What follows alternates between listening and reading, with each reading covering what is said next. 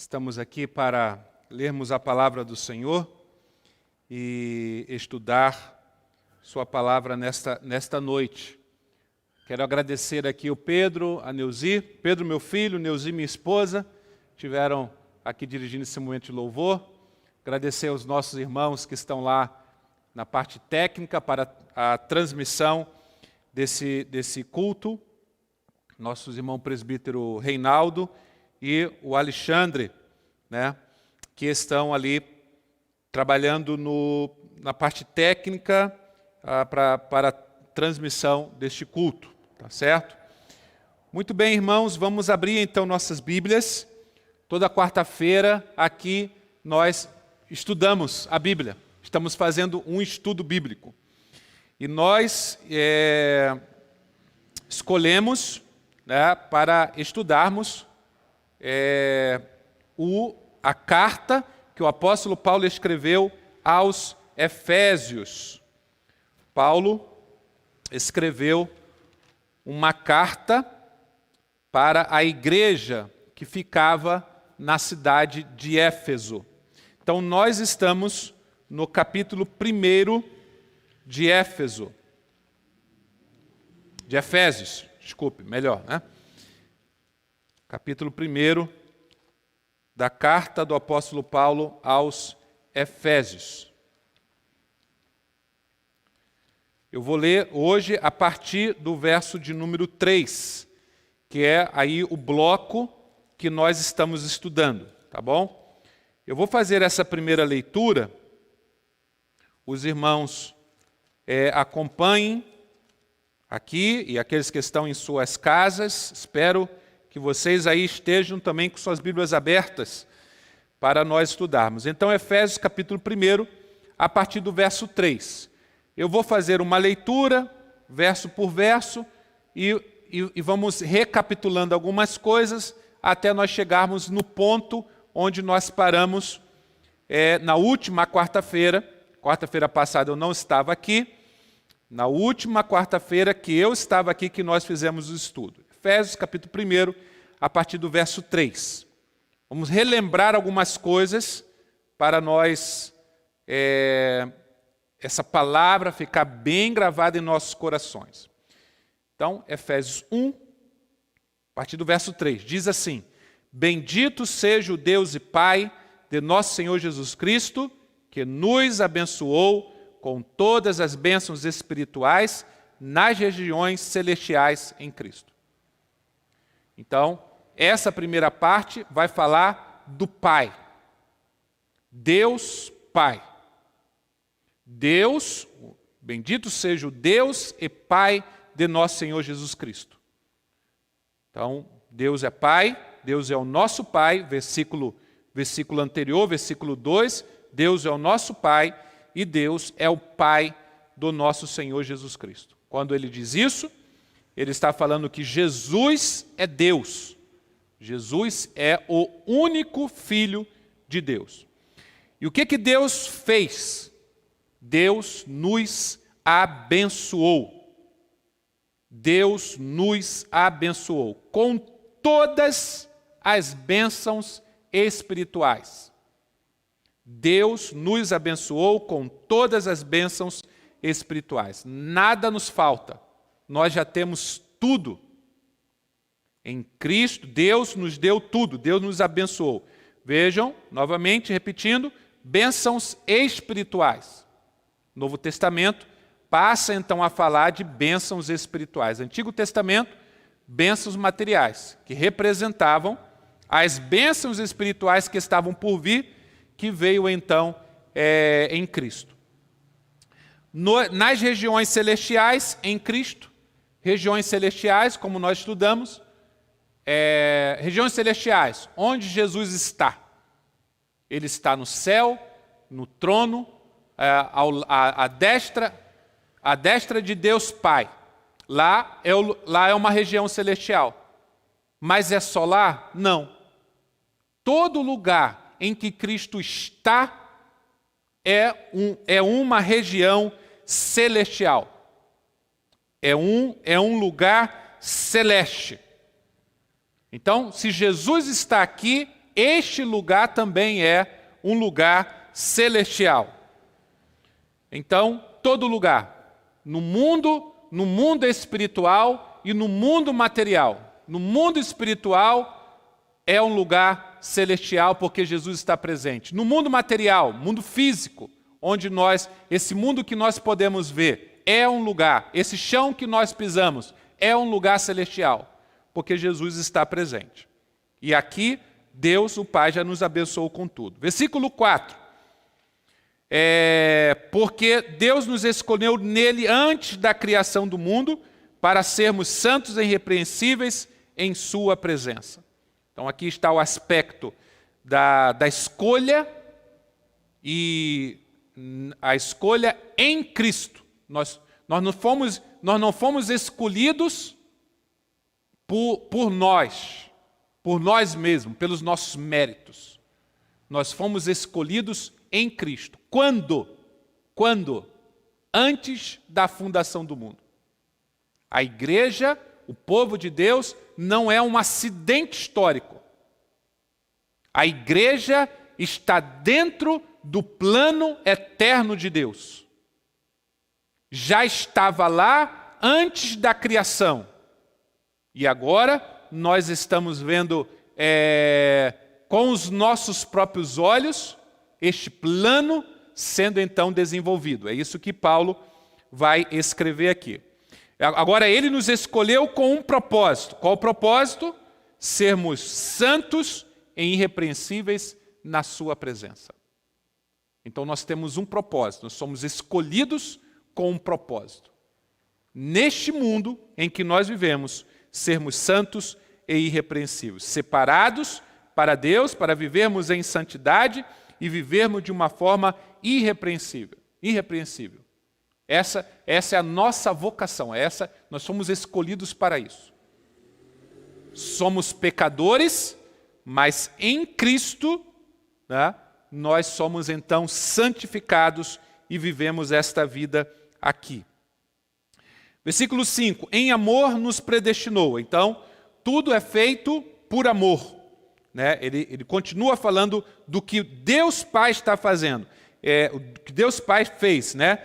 Ele em amor, nos predestinou para sermos adotados como filhos. Mais uma vez, a ideia da antes de todas as coisas, já por causa do seu grande amor, ele já havia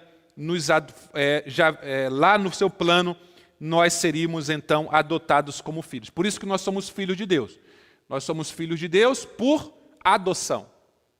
Porque Deus tem um único filho, que é Jesus. E nós somos filhos, então, adotados. E aí, por meio de Jesus Cristo. Sempre por meio de Jesus Cristo. Né? É o Deus Pai fazendo, sempre através do Filho. Conforme o bom propósito da sua vontade. E aí nós vamos ver que esta expressão, vontade, propósito de Deus, vai se repetir muitas e muitas vezes nesta carta. É a carta que mais aparece essa expressão, vontade de Deus, propósito de Deus. Porque o que Paulo está dizendo nessa primeira parte, ele está dizendo que Deus tem uma vontade, tudo é feito pela vontade soberana de Deus. E ele está realizando a sua vontade. Nada detém a realização da vontade de Deus. E é uma grande bênção, porque dentro da vontade de Deus nós estamos incluídos como seu povo. Nós somos o seu povo pela sua vontade soberana. E o versículo 6 é o refrão, né, que vai repetir 3 vezes nesse bloco, para o louvor da sua gloriosa graça. Sempre para o louvor da sua gloriosa graça. A glória é do próprio Deus. E aqui a glória é da sua graça. Ou seja, a exaltação da graça de Deus. Deus, então, na história humana, está, através do seu Filho amado Jesus Cristo, mostrando o quanto ele começa falando sobre o amor, ele nos predestinou por amor, e aqui ele termina essa primeira parte, né, no versículo 6, para o louvor da sua gloriosa graça. Então, é o amor, é a graça de Deus que deve ser exaltada. Então, nós temos que sempre exaltar a graça de Deus. Quando nos perguntam como que nós estamos, nós temos que dizer, nós estamos bem pela graça de Deus. Eu estou bem pela graça de Deus. Nós somos chamados então para exaltar a graça de Deus. Esse Deus gracioso e a sua própria graça. E aí, versículo 6 termina com uma espécie de redundância, né? Porque ele diz, para o louvor da sua gloriosa graça, a qual nos deu, né? É a ênfase. Graça já é favor imerecido, já é presente. E aqui ele repete, a qual nos deu gratuitamente no amado. Então, mais uma vez, Jesus Cristo aparece. Quem é o amado? O amado é o Filho amado do Pai, é Jesus. Então, quando Jesus vem, Jesus então revela esse grande amor de Deus Pai. Jesus vem então revelar esta graça, essa gloriosa graça, né?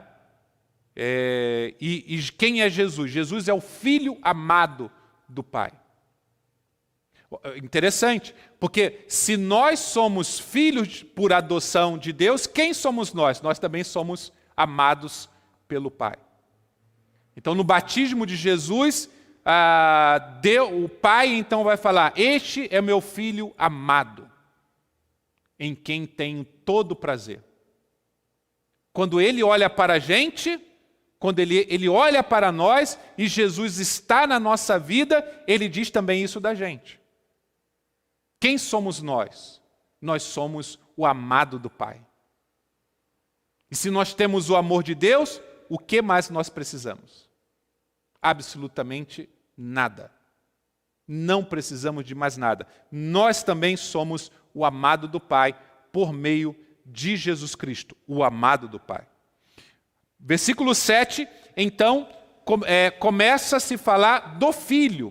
Continua se falando da obra do Pai, mas agora, a partir do versículo 7, é o momento que se fala o que o Filho fez, ou o que nós temos no Filho. Versículo 7, ele diz, nós temos a redenção por meio de seu sangue.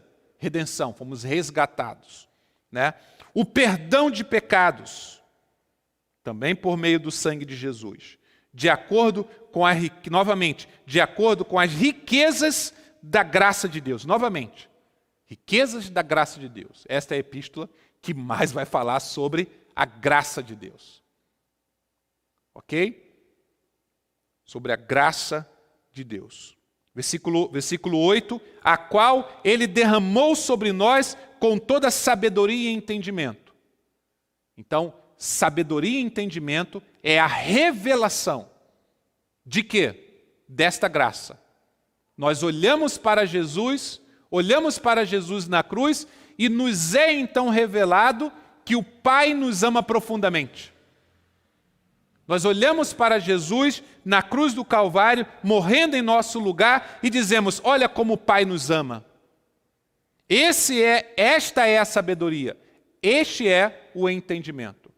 Sabedoria, saber aquilo a verdade.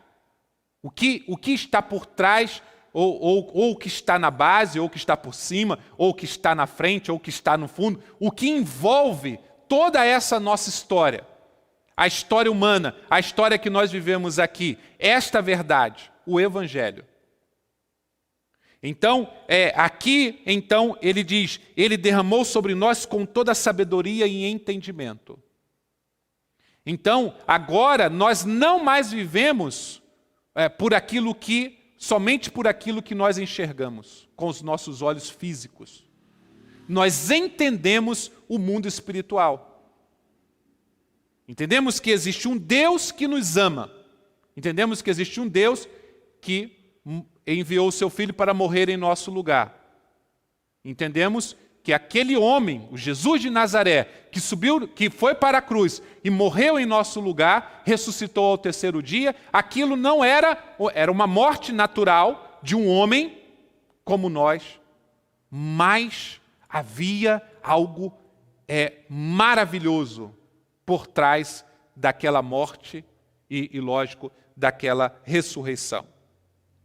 Versículo 9, então a sabedoria e o entendimento é isso. Sabedoria é saber o que realmente está acontecendo no mundo espiritual. Entendimento é saber viver esta vida aqui a partir desta realidade. Por isso que ele fala de sabedoria e entendimento. Isso aqui não é uma questão intelectual. Não é uma questão de conhecimento humano. É um entendimento espiritual, um entendimento da verdade, das coisas como realmente elas são. E as coisas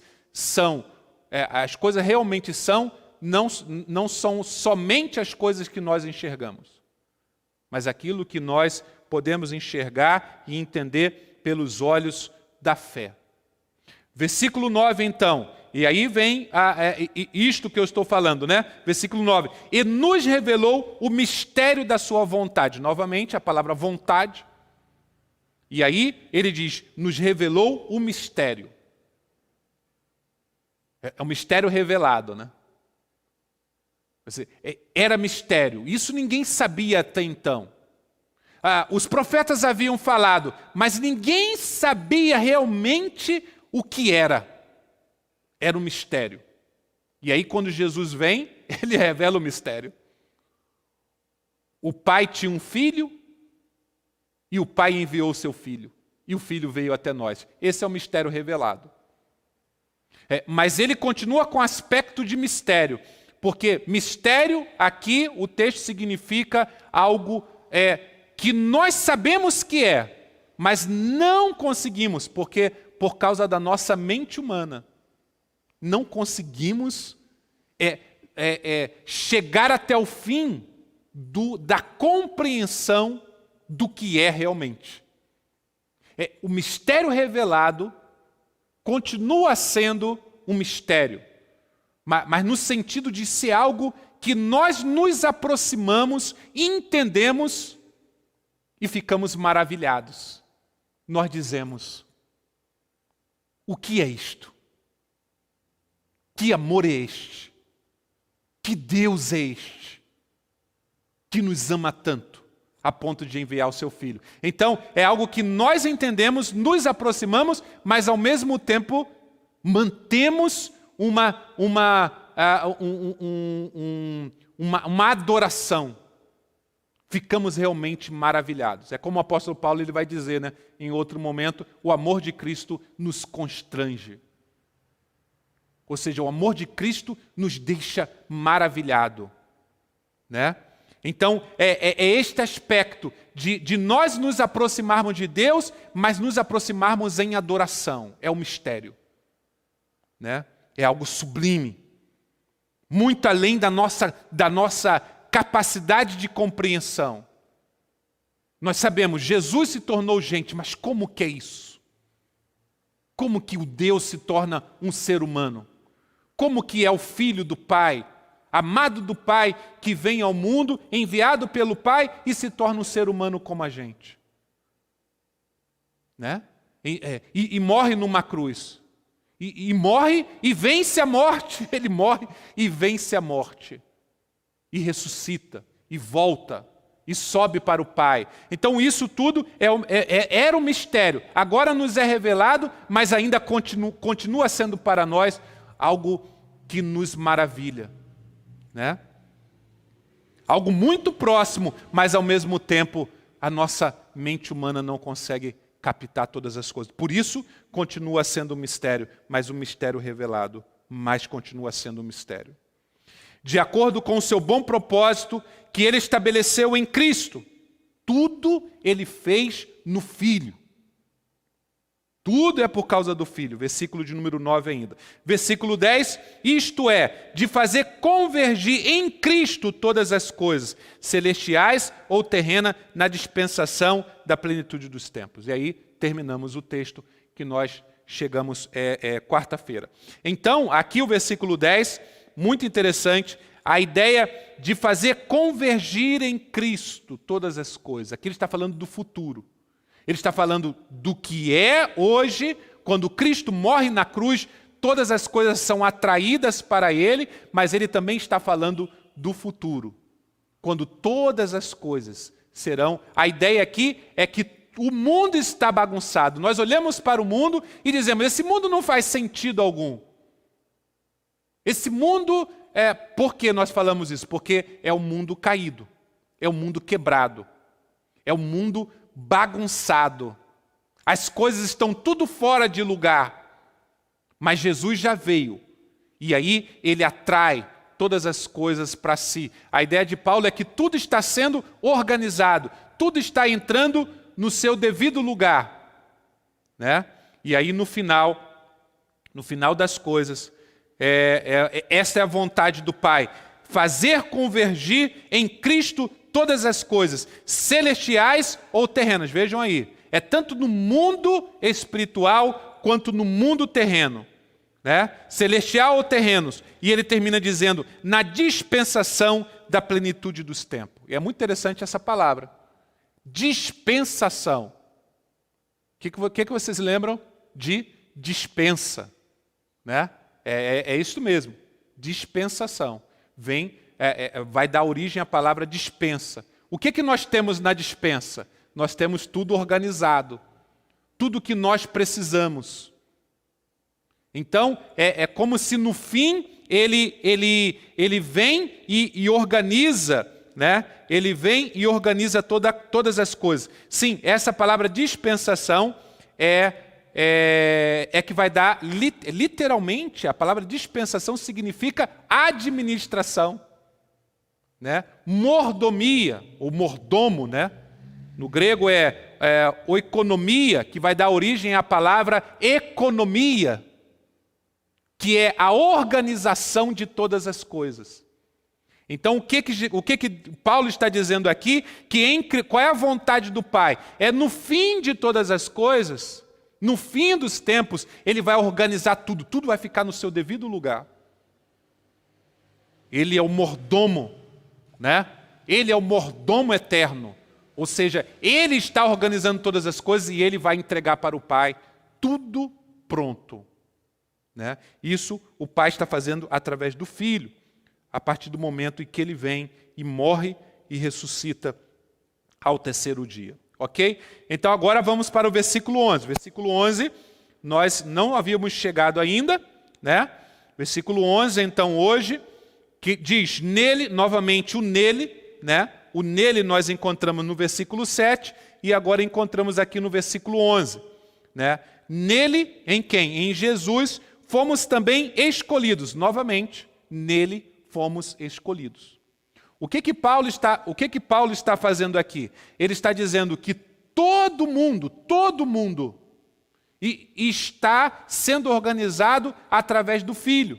E nós estamos dentro, também nós estamos sendo atraídos para Ele. Nós fazemos parte desta grande organização de Deus através do Filho no fim dos tempos. Nele fomos também escolhidos, tendo sido predestinados conforme o plano daquele que faz todas as coisas segundo o propósito da sua vontade. Esse versículo, o apóstolo Paulo, ele usa um versículo para dizer, é a vontade de Deus, é o plano de Deus, tudo está predestinado por Deus. Deus não faz nada de improviso, Deus está organizando, Deus está realizando o seu plano. Ele faz tudo, nada escapa do propósito da sua vontade. Versículo, se há um versículo que nós podemos dizer, Deus é soberano, é este versículo.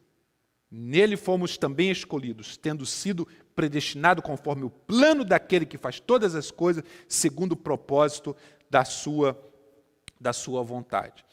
Nele significa Cristo é o centro do plano de Deus. Quer tratando do universo, quer tratando do cristão. Quer tratando do universo todo, quer tratando das nossas vidas. Somente no relacionamento com Cristo há destino futuro relevante. Só há um caminho, que é Jesus. Fora dele, não chegamos vamos chegar a lugar nenhum, né? Paulo passa a falar não do mundo como um todo, mas dos que atendem ao chamado de Deus. Ou seja, quando nós ouvimos, ele vai falar sobre isso agora, e quando nós ouvimos a Deus e entramos dentro da sua vontade, nós entramos dentro desse plano maravilhoso, né? Tem gente que está fora do plano, né? Eu estava pensando nisso, né? Muita gente vai dizer assim, esta é que Deus faça a sua vontade. Mas qual é a vontade de Deus? Eu estou dentro da sua vontade, né? Porque eu posso estar aonde? Fora da vontade dele, certo? Porque a vontade dele é que todas as coisas venham a se reunir no Filho.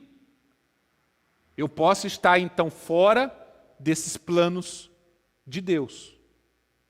Eu quero estar dentro, né?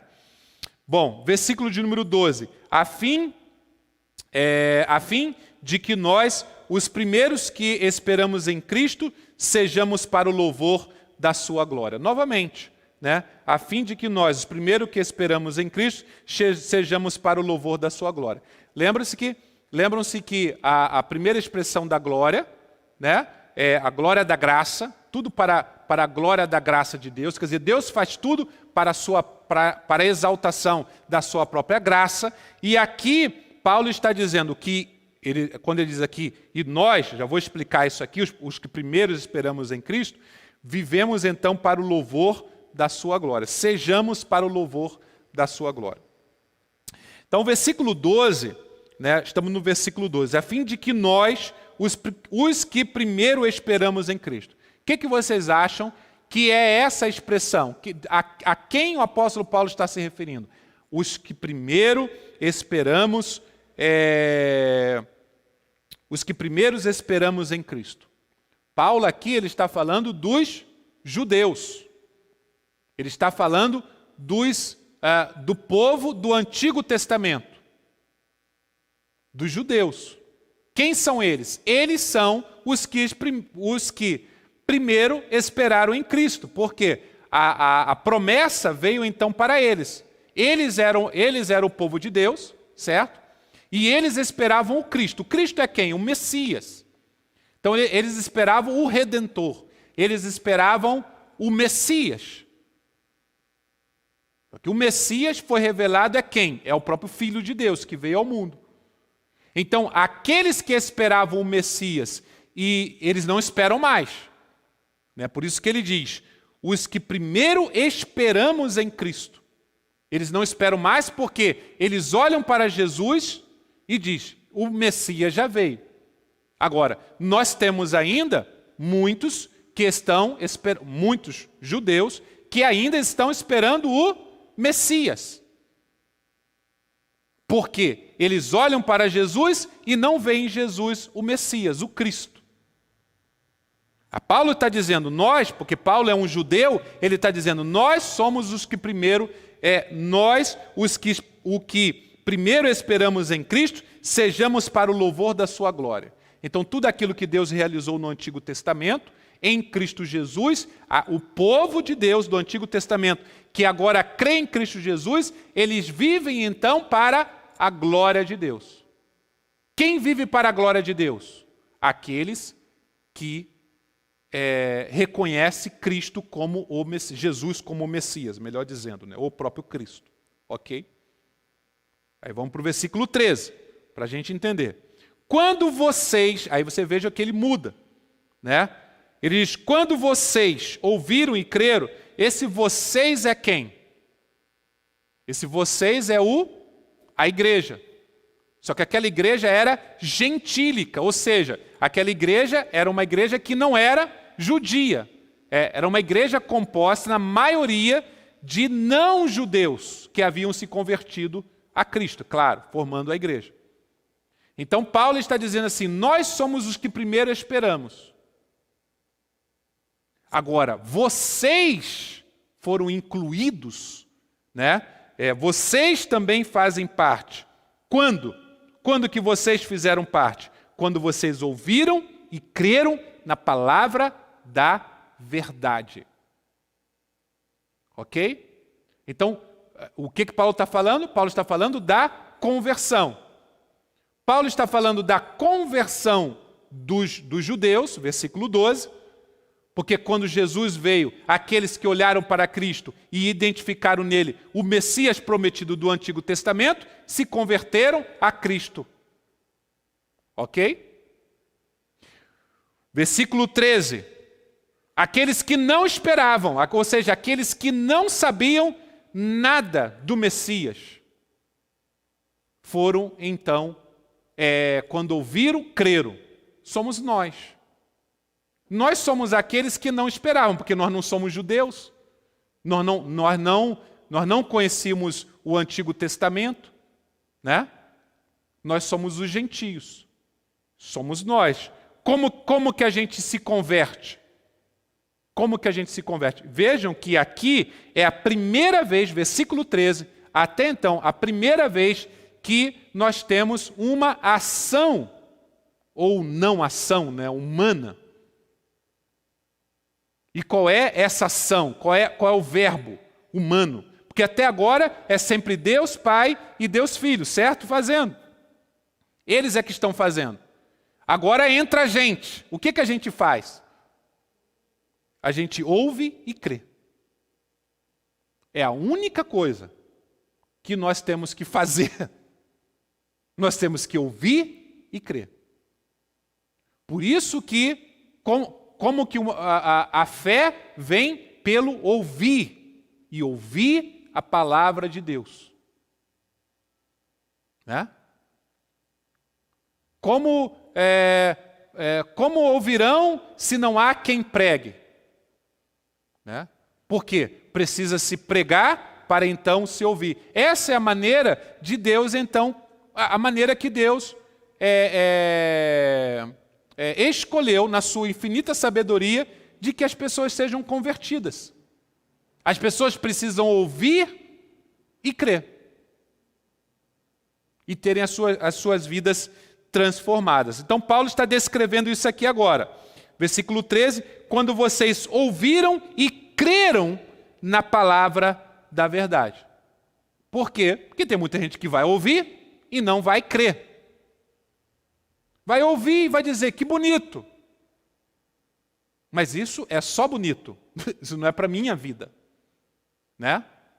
Então, é preciso ouvir e crer. E aqui acontece, então, a transformação.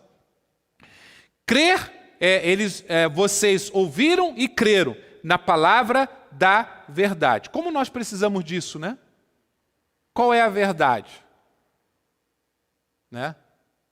Qual é a verdade? Como que está o mundo hoje? O mundo está, o Brasil, todo mundo, né? Mas especificamente o Brasil, não é tão confuso todas as coisas? Como que é confuso? Cada vez mais a gente sabe menos o que é realmente. Quem que está semeando isso? É Deus? Não. Quem está semeando isso é o próprio diabo.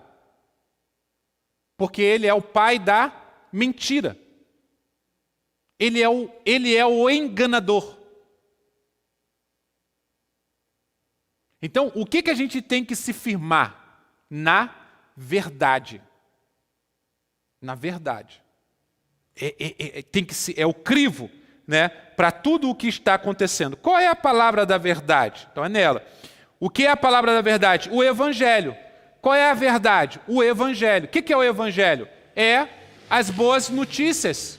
as boas novas de salvação em Cristo Jesus. Por isso, então, ele vai dizer, o evangelho que os salvou. Né? O evangelho que os salvou. Como assim o evangelho que os salvou? Essa história. A história de que Jesus é o Filho de Deus, veio ao mundo e morreu em nosso lugar e ressuscitou ao terceiro dia. Essa história é o evangelho. Então, o evangelho é que nos salva. Por quê? Porque nós ouvimos a história, entendemos a história e dizemos, é verdade. Essa é a verdade. É isto que é a verdade sobre todas as coisas, sobre tudo o que existe. E então, esta verdade nos salva. O evangelho. Ok? E aí, vem a coisa maravilhosa. Ele diz, quando acontece a salvação, qual é a marca? Então ele vai dizer aqui, versículo de número 13 ainda, vocês foram selados em Cristo com o Espírito Santo da promessa. E aí aparece a terceira pessoa da Trindade. Lembra-se, no início, Deus, Pai de nosso Senhor Jesus Cristo. Versículo 3. Versículo 7, o amado. Nele, quem? O Filho, Cristo Jesus. Ele derramou o seu sangue. Nele temos a redenção e o perdão dos pecados. E agora, no versículo 13, aparece quem? A terceira pessoa da Trindade, o Espírito Santo. Entende? O Espírito Santo. O que o Espírito Santo faz neste trabalho, nesta ação de Deus, né, do Deus Trino, né, ele então nos sela. Nós somos selados, né? Somos selados. O selo, né? Os mais novos aqui não vão saber, existe carta. Já ouviram falar de carta? Uma coisa que a gente escreve à mão, né? Estou brincando. E a gente coloca dentro do envelope, né? E aí você cola aquela carta, certo? E para que ela chegue num determinado local, o local de destino, você precisa fazer o quê? Você precisa selar. Ninguém faz mais isso, né? Mas você precisa colocar o selo. O selo é que vai garantir que aquela carta vai chegar, né, no seu destino. Então, é o selo. Naquele tempo, o selo era uma garantia,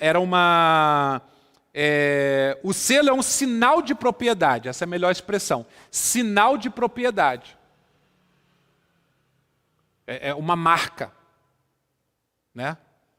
Então, o que Paulo está dizendo aqui é que quando nós fomos salvos, quando nós ouvimos, cremos na palavra da verdade, o evangelho que nos salvou, nós fomos selados em Cristo com o Espírito Santo da promessa. O que o Espírito Santo faz em nós? Ele nos marca.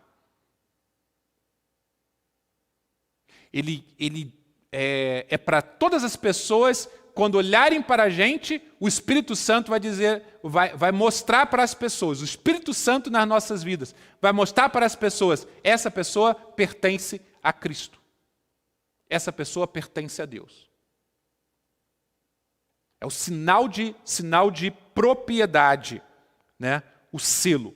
E aí, uma outra figura, versículo de número 14, que é a garantia da nossa herança, até a redenção daqueles que pertencem a Deus, tá? Para o louvor da sua glória. Versículo 14, então, fechando aqui esse bloco, que o Espírito Santo é o selo e o Espírito Santo é a garantia, é o penhor.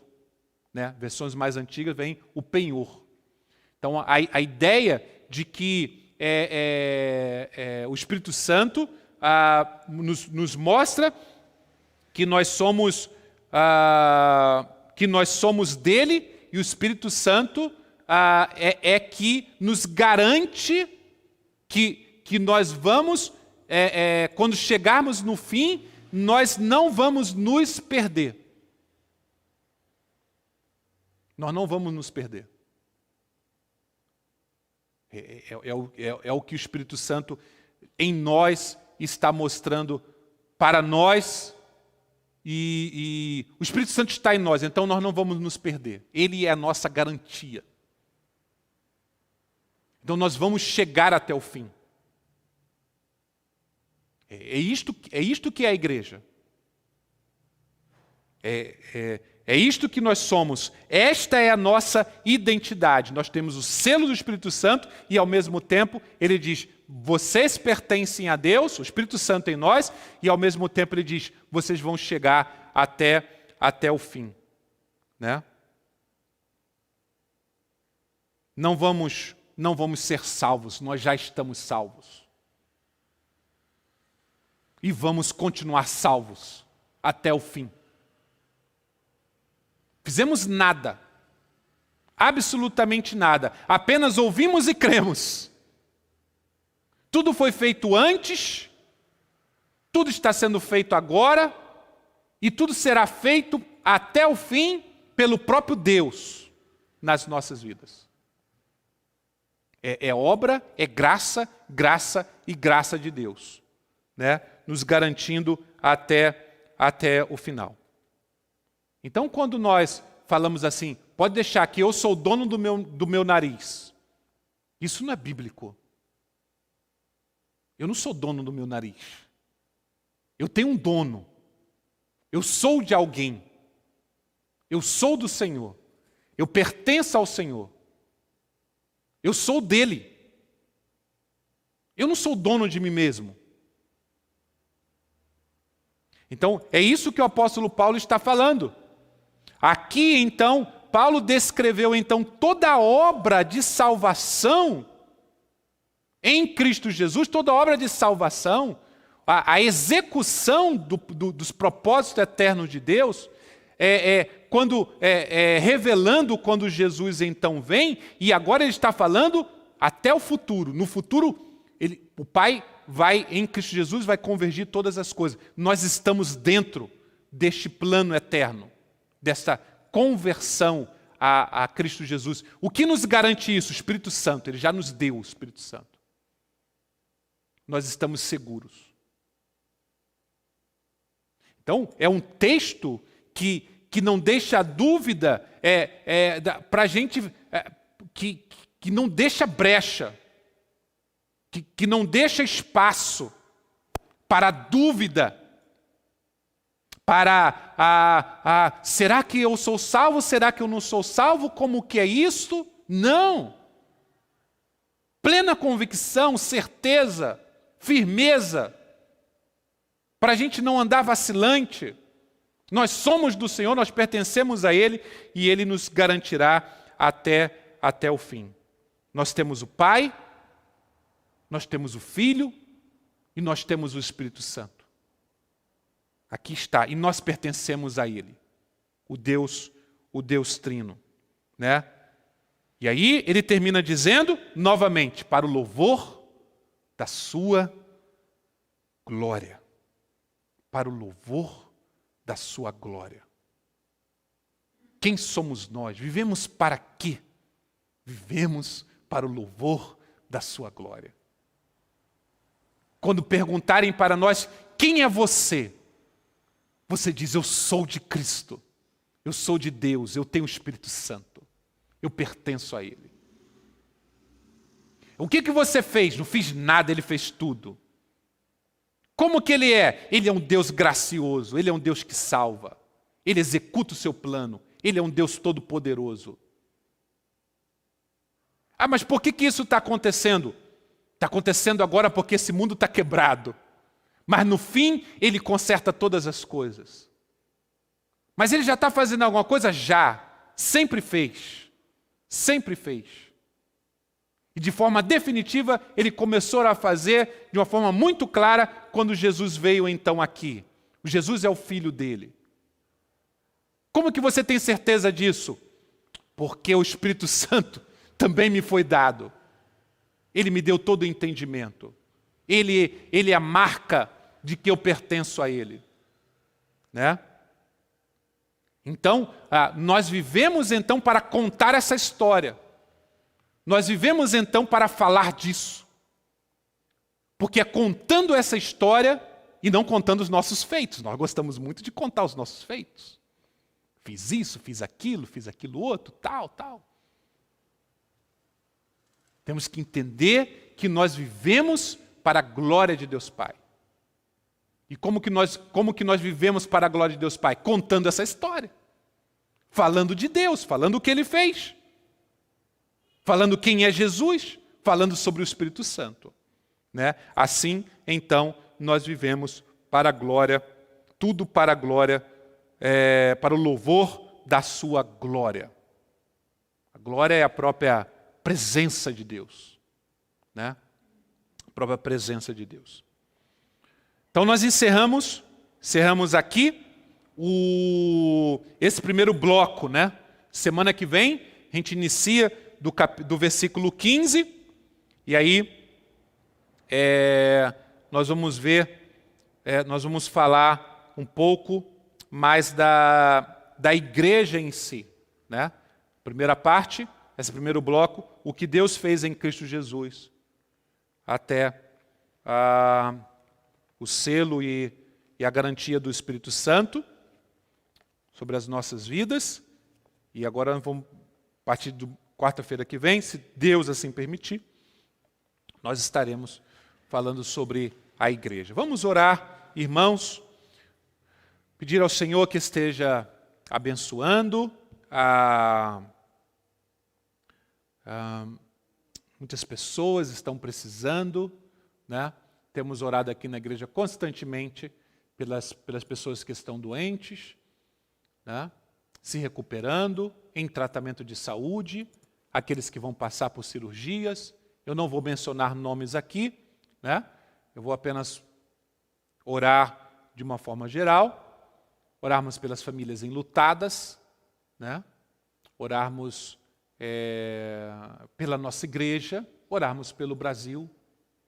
Mas eu sei que você, aí na sua casa, ou alguém que esteja aqui, sabe de alguém específico, né?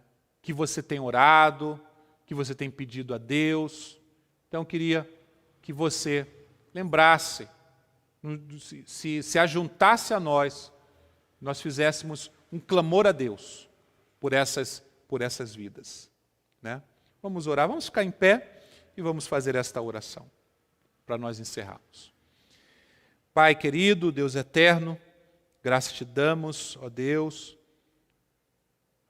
O Senhor é um Deus poderoso, Criador dos céus e da terra, é um Deus que cuida das nossas vidas. Pai, nós podemos descansar no Senhor, podemos lançar sobre o Senhor toda a nossa ansiedade, sabendo que o Senhor tem cuidado de nós. Sua vontade é boa, agradável e perfeita. E nós podemos ficar tranquilos, podemos parar de lutar no sentido de se aquietar. Nos aquietarmos e saber que o Senhor é Deus. Nós vimos isso aqui na Tua Palavra. O Senhor está executando todo o Seu plano eterno de salvação. Sabemos que hoje, o Senhor está salvando pessoas. O Senhor está falando aos corações, o Senhor está usando a Tua igreja, os Teus servos, para falar deste Evangelho. E pessoas estão sendo transformadas pela pregação do Evangelho. Estão ouvindo e crendo. E estão sendo salvas pelo Evangelho. Ó Pai, então o Senhor é o Deus que salva. Deus, nós descansamos então no Senhor. Pai querido, o Senhor é o Deus que ouve as nossas orações. Na sua soberana e infinita liberdade, o Senhor age, intervém. E é isto que nós pedimos nesta hora.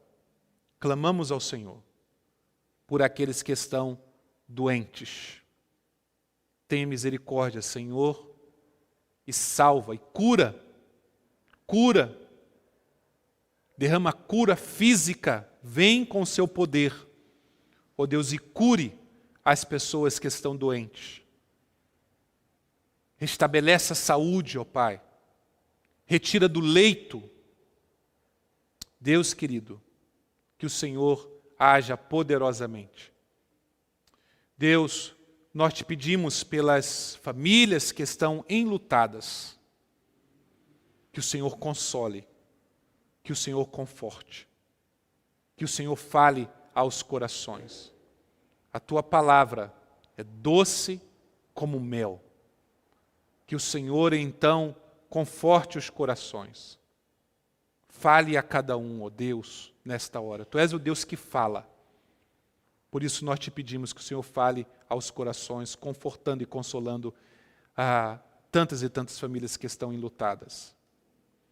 Deus querido, pedimos pelo Brasil, na sua crise econômica, na sua crise política, na sua crise social.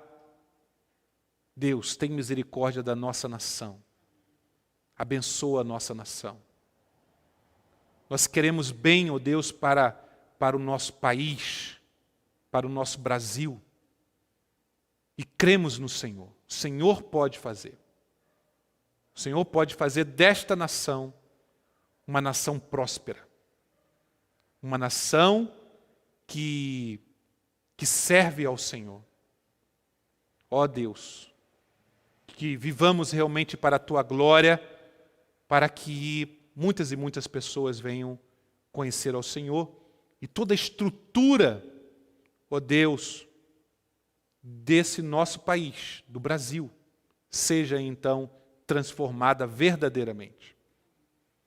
Pedimos pela Tua igreja, Senhor, que o Senhor desperte os corações, levante pessoas, levante homens, mulheres, crianças, adolescentes, jovens, ó Deus, famílias inteiras, ó Deus, para fazer a Tua obra.